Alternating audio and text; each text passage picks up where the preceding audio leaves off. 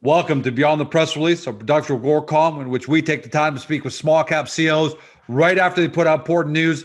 With us, we're happy to have him back because he keeps putting out big important news. Rob Anson, CEO, Loop Insights, trades on the TSX Venture under the stock symbol MTRX. For those of you who are new to the story, that's going to be a lot of you because Loop Insights keeps making more and more news and traction. They're basically, and there's no basic way to say it, a provider of contactless solutions and artificial intelligence to the brick and mortar space. They drive real-time insights, enhance customer engagement, and automated contact tracing. As a result of that, they've got not one, but two powerful revenue streams. They've got the contact tracing side, where they've already signed big deals with the likes of University of Houston, Las Vegas bubble. On the artificial intelligence side, big deal with TELUS, who are offering the solution now to customers nationwide, and implementation at your CBD store, the largest U.S. retailer of CBD, over 550 locations. So we're going to cover all of that. But the news we're talking about that came out today, we're going to start first on this side. Loop delivers first ever end-to-end solution from contact tracing to rapid testing in a live venue environment. It's a major milestone for Loop. Here to talk about it is Rob. Welcome to the show. Thanks, George, for having me today. Hey, before we get into any of the specifics about this, how about this specific solution for the basketball Loop bubble? How big is this for the venue world to hear this? Because obviously right now, George, everyone's trying to get back, to live events. We continue to see week after week NFL with empty stadiums, college with reduced capacities or zero capacity. As we're now moving towards the indoor seasons, much like we're experiencing here in Canada, and restrictions and around gatherings and size of occupancy, the lab testing component of which we built was Summit One and Empower. As I said to you before, this is a solution that we can plug in with any lab testing company globally.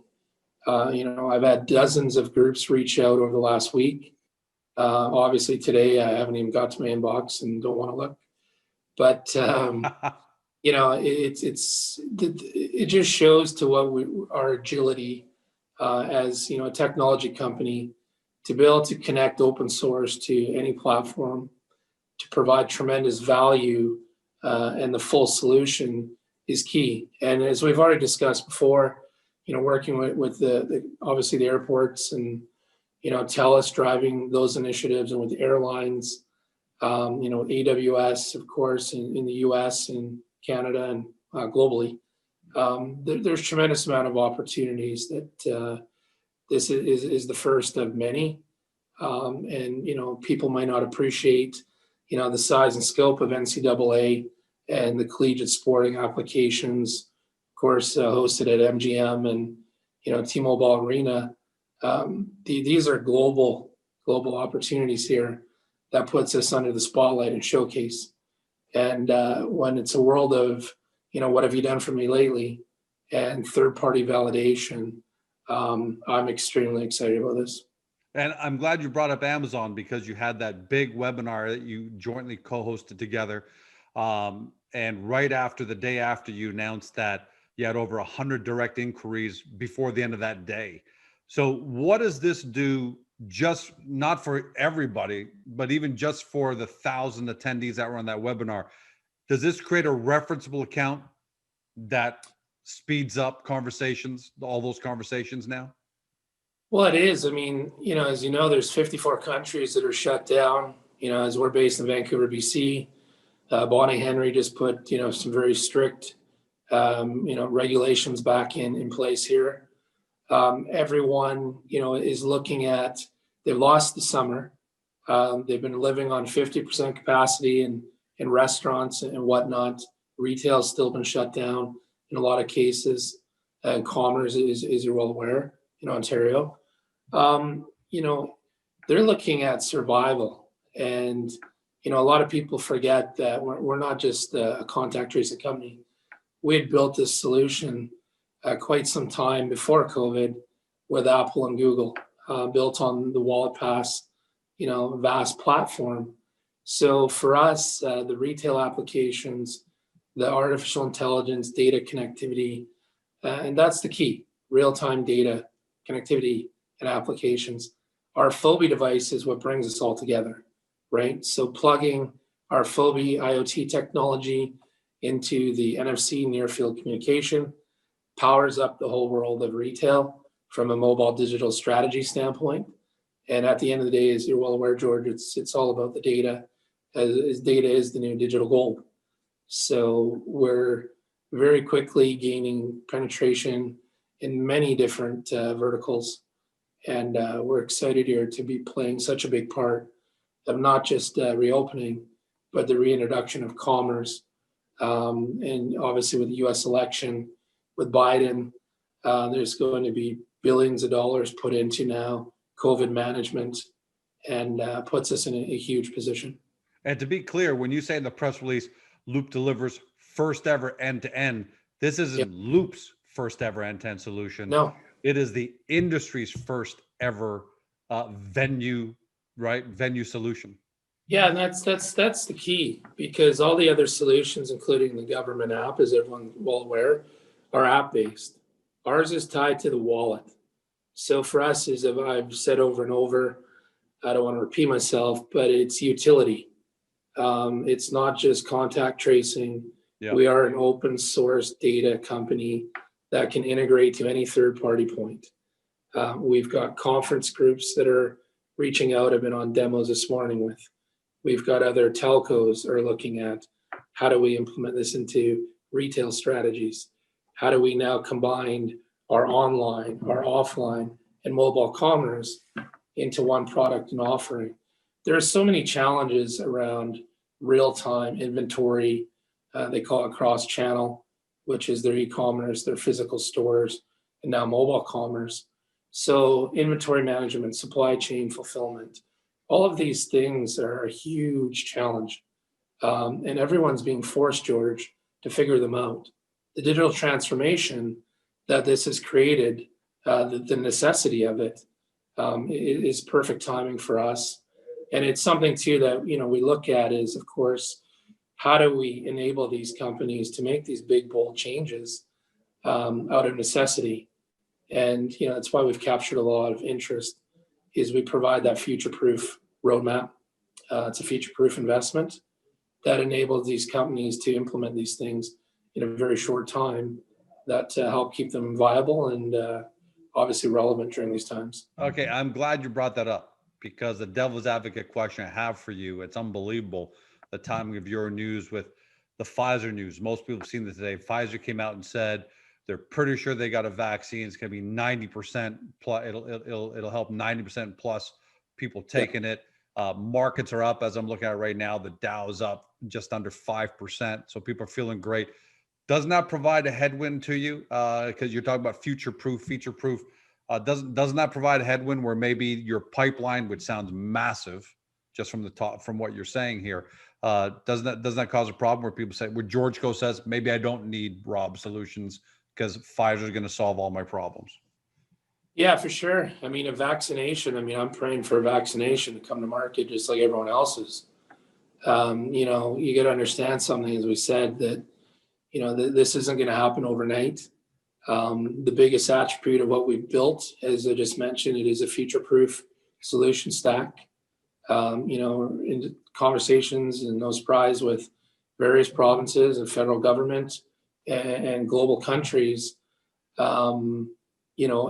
around our digital ID, it's tied to the digital wallet. As you're in Ontario, you've seen the announcements around a vision towards creating a digital ID, utilizing digital wallet. So what? They can tie all their data points together, from driver's license to their Ontario health records, fishing, hunting, all of these various components. This much goes back to like Bitcoin 3-4 years ago. I'm a huge believer in digital currency and digital wallets. And when you start to look at this, the only reason why it went backwards because it was government and SEC driven. It caught everybody by surprise. much like COVID has today.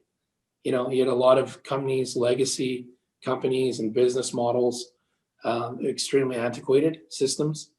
The forced change here is very, very exciting. And, like I said, we're not a one-off solution. That's why we're in so many different levels of conversation of value. Much like this, you take your dogs across the line, what do you have to show?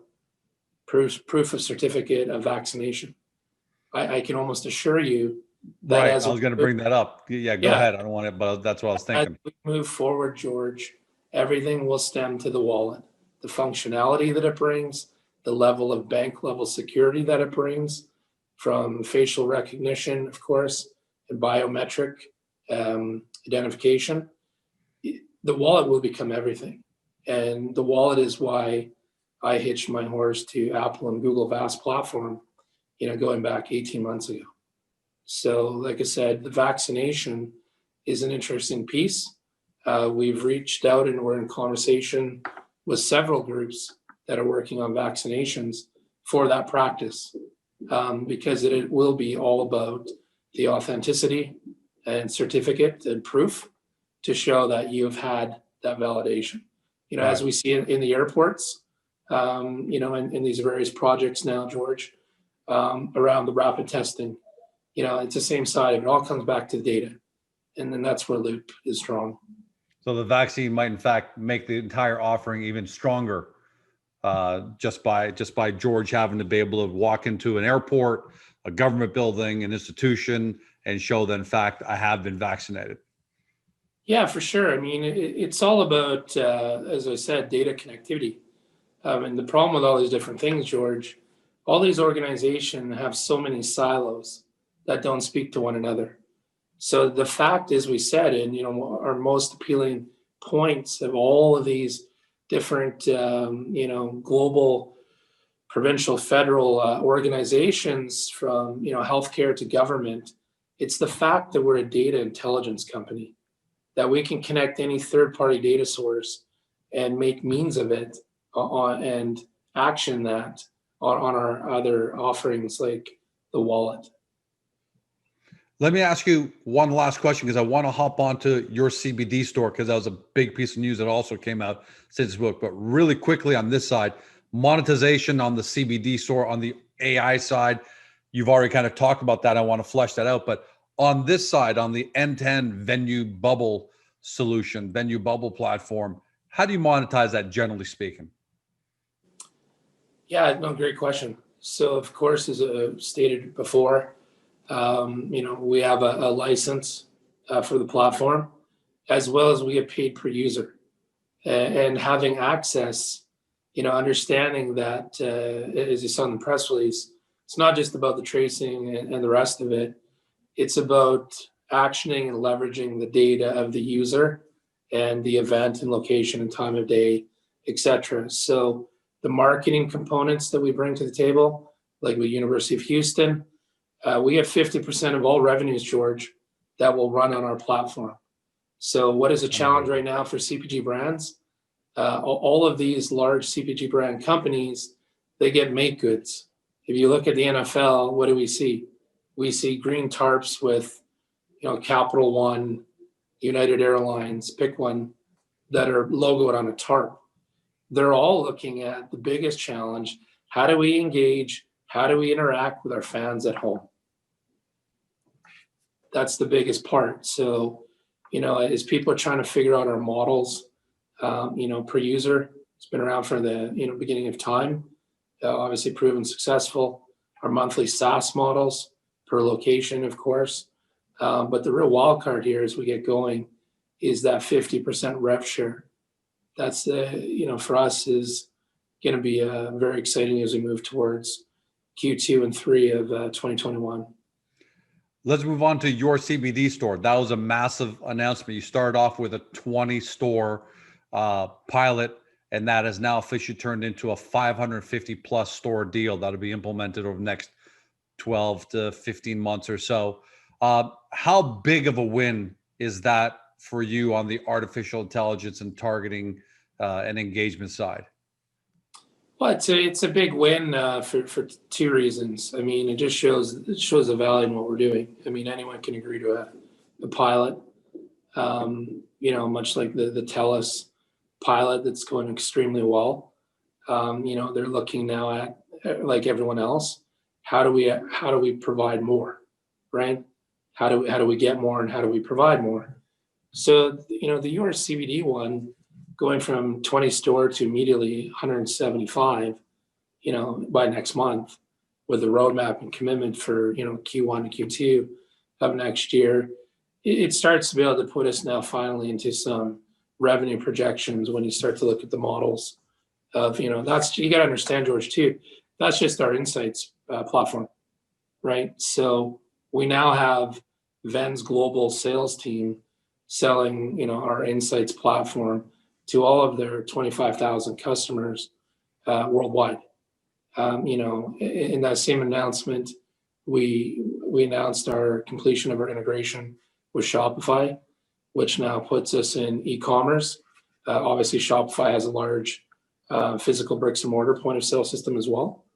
We're working on dozens of integrations today, and we will continue to grow and remain extremely agile and profitable as we get going here next year, based on those channel resellers. And the telcos are just another form of that. The unique piece of the business here, George, as well, is that you got to remember something. It's all about the data. At the end of it, we're leveraging all of our partners and resellers. We're gaining access to the store level data, and more importantly, to the consumer. Every CPG brand wants direct access to one thing, and that's to the consumer. And when you can provide full data intelligence around every touch point, from the Wi-Fi, the social, the e-commerce, the in-store, and the mobile, that's something that has brought us into all of these conversations, and that's not out there today. And at the end of the Live Data Exchange, that's where we monetize all of this. That hasn't even been discussed yet. I mean, as we grow footprint and scale, those revenue projections around that next year, that's what's going to get us the huge 100x multiple. Yeah, and just for everyone at home, just a reminder, the Insights pricing model, $50 per month per till, with an average of 4 tills per location. So just on your CBD store, I did some math, 550 locations. Let's say they have an average of 4 tills. It's 2,200 tills times $50 a month. That's $110,000 a month before you layer in your automated marketing and Wallet Pass loyalty application, which you say could multiply by 5 to 10x. So it's great that you, as a company, actually came out and said this now and give everyone an idea of how you monetize this side of the business. For sure. I mean, as we move forward, it's all about scale. I mean, I've said this over and over and over, right? It's all about foundation. You don't see me coming on here with pom-poms and putting stuff out on Twitter and these things. I'm too busy for that. I'm focused here, George, on roadmap and executing our strategy.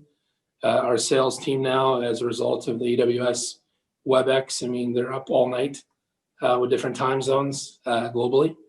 We are still a very small team, and everything we've built is, of course, through automation, all of our processes internally, which will enable us to continue to scale and to keep extremely small.